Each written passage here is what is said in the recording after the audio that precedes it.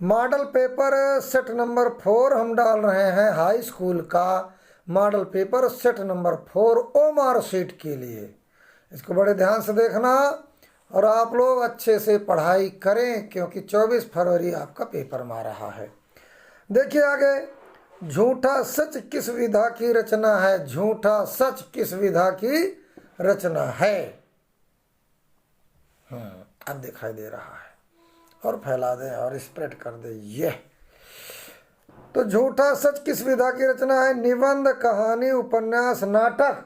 तो यहाँ पर आएगा झूठा सच उपन्यास विधा की रचना, इसलिए सी ऑप्शन में हम निशान लगाएंगे।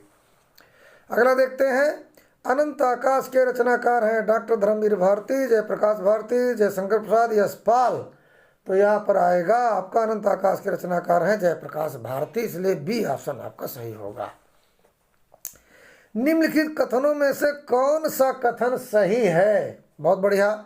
गुनाहों के देवता के रचनाकार मुंशी प्रेमचंद, जो कि गलत है क्योंकि मुंशी प्रेमचंद ने गुनाहों के देवता नहीं लिखा। भारतेंद्र हरिश्चंद्र आलोचना साहित्य के जनक माने जाते, ये भी गलत है ना, क्योंकि भारतेंद्र हरिश्चंद्र आलोचना साहित्य के जनक नहीं है। गेहूं और गुलाब निबंध के लेखक रामवृक्ष बेनीपुरी है। ईर्ष्या तुन गई मेरे मन से निबंध के लेखक उपन्यास जय प्रकाश भारती। तो बच्चों, ईर्ष्या तुन गई मेरे मन से और रामधारी सिंह दिनकर ने लिखा, जो कि निबंध है। लेकिन गेहूं और गुलाब निबंध के लेखक रामवृक्ष बेनीपुरी, इसलिए सी ऑप्शन आपका सही होगा। पंचांग दर्शन के रचनाकार है मथुरानाथ शुक्ल, लल्लू लाल, सदन मिश्र, इंसा अल्लाह खां। तो यहाँ पर बच्चों आएगा पंचांग दर्शन के रचनाकार हैं मथुरानाथ शुक्ल, ए ऑप्शन सही है आपका, मथुरानाथ शुक्ल। और आगे चलते हैं और चलते रहेंगे।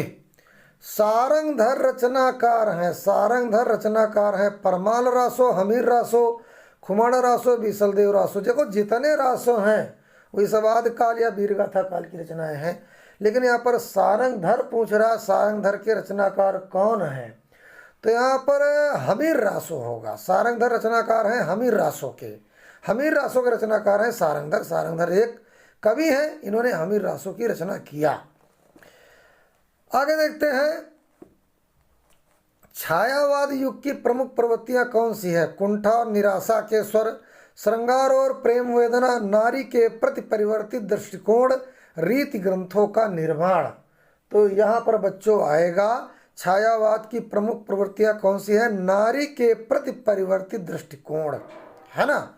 यहाँ पर यह आएगा नारी के प्रति परिवर्तित दृष्टिकोण। यहाँ पर हम सी ऑप्शन में निशान लगाएंगे। आगे देखते हैं, निम्नलिखित में से शुक्लोत्तर युग के लेखक कौन है? वासुदेव शरण अग्रवाल, प्रताप नारायण मिश्र, किशोरी लाल गोस्वामी, श्याम सुंदर दास। तो यहाँ पर निम्नलिखित में से शुक्लोत्तर युग के लेखक हैं श्याम सुंदर दास, इसलिए डी ऑप्शन पर निशान लगाएंगे। आगे देखिए,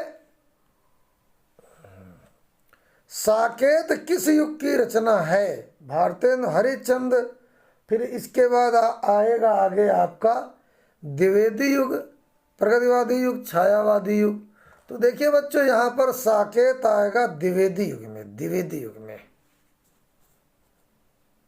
आगे हम देखते हैं, भारत दुर्दशा किस विधा की रचना है? भारत दुर्दशा, इसको लिखा है भारतेंद्र हरिश्चंद्र ने। जीवनी, आत्मकथा, रेखा चित्र और आएगा आपका नाटक। तो यहाँ पर बच्चों भारत दुर्दशा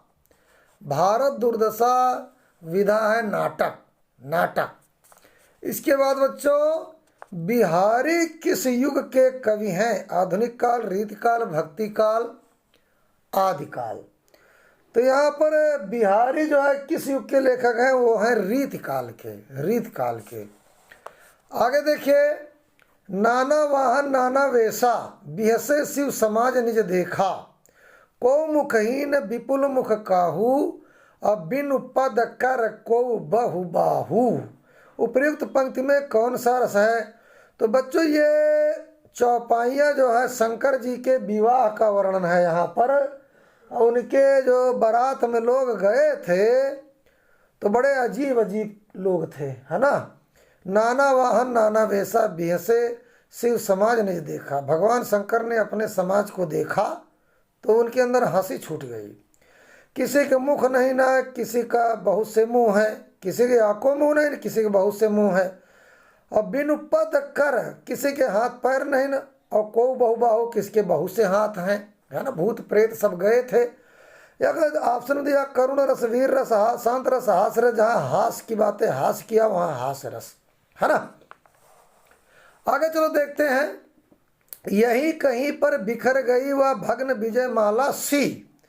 उपर्युक्त पंक्ति में कौन सा अलंकार इसको सुभद्रा कुमारी चौहान ने लिखा?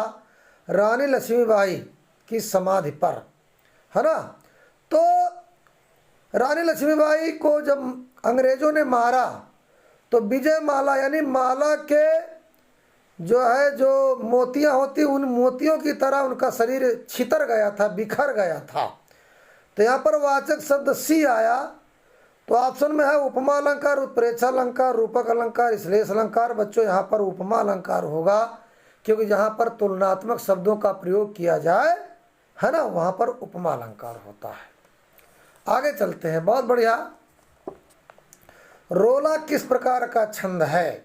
रोला किस प्रकार का छंद है? विषम मात्रिक, अर्धसम मात्रिक, सम मात्रिक, इनमें से कोई नहीं। तो रोला किस प्रकार का छंद है? सममात्रिक छंद। हम यहाँ पर सममात्रिक छंद में निशान लगाएंगे। सभी पंक्तियों में समान मात्राएं होने के कारण सममात्रिक। निर्जन शब्द में किस उपसर्ग का प्रयोग किया गया? नी, नीर, नि, निर। तो यहाँ पर बच्चों यही डी ऑप्शन आएगा, नीर, है ना। शब्द के पहले जो लगाया जाए उसको उपसर्ग कहते हैं, शब्द के बाद जो लगाया जाए उसे प्रत्यय कहते हैं। आइए आगे चलते हैं। धनुष का पर्यायवाची शब्द है अस्मि, कुलिस, कोदंड, पवि। तो बच्चों यहाँ पर हकीकत में ये क्वेश्चन जो है थोड़ा गलत है। यह होना चाहिए धनुष का पर्यायवाची शब्द नहीं है, यहाँ पर नहीं है, आवश्यक चाहिए, नहीं, सही है, ये सही है। धनुष का पर्यायवाची शब्द है, एक ही कोई शब्द है, हम थोड़ा गलत कर दिए थे। ये सही है आपका क्वेश्चन। अस्मि, कुलिस, कोदंड, पवि। तो कोदंड है धनुष का पर्यायवाची शब्द, कोदंड, इसलिए यहाँ पर सी में हम निशान लगाएंगे। आगे चलते हैं। हिंदी के उपसर्ग संस्कृत के उपसर्गों के हैं। हिंदी के उपसर्ग संस्कृत के उपसर्गों के हैं। अपभ्रंश, अर्थ, प्रयोग, तत्सम। तो यहाँ पर बच्चों आपका आएगा अपभ्रंश। हिंदी के जितने उपसर्ग हैं वो संस्कृत उपसर्गों के अपभ्रंश है। खड दर्शन में कौन सा समास है? तत्पुरुष समास, कर्मधारय समास, द्विगु समास, द्वंद्व समास। देखो खड में ये छा संख्या आवा पहले, तो यहाँ पर जो है सी ऑप्शन आएगा, द्विगु समास। पंचवटी में कौन समास है? कर्मधारय, द्विगु, द्वंद्व, बहुब्री। तो यहाँ पर भी संख्यावाची है, तो बी ऑप्शन यहाँ सही है। 17 में सी द्विगु और 18 में बी आएगा। बड़े ध्यान से आप लोग देखते रहिए। सांप का तत्सम है मणि, नाग, सर्प, और डी में आता ये सभी। देखिए बच्चों, सांप का तत्सम है आपका आएगा सर्प, सी ऑप्शन आएगा। आगे देखिए, युष्मद शब्द चतुर्थी विभक्ति एक वचन का रूप है। तोई, तुभ्यम या ते, यूयम, युआम। इसलिए कहते हैं युष्मद के रूप आप लोग याद कर डालो, हर सेट में आवा है। तो यहाँ पर दोनों हो गए, तुभ्यम या ते। तो यहाँ पर बी ऑप्शन आपका सही होगा। अगली नोटिफिकेशन पाने के लिए इसको लाइक, सब्सक्राइब करिए। धन्यवाद वीडियो से जुड़ने के लिए। और आप लोग कठिन मेहनत करो, बार बार इसको देखो, जिससे आपके बोर्ड पेपर में अच्छे नंबर आए। धन्यवाद, नमस्कार।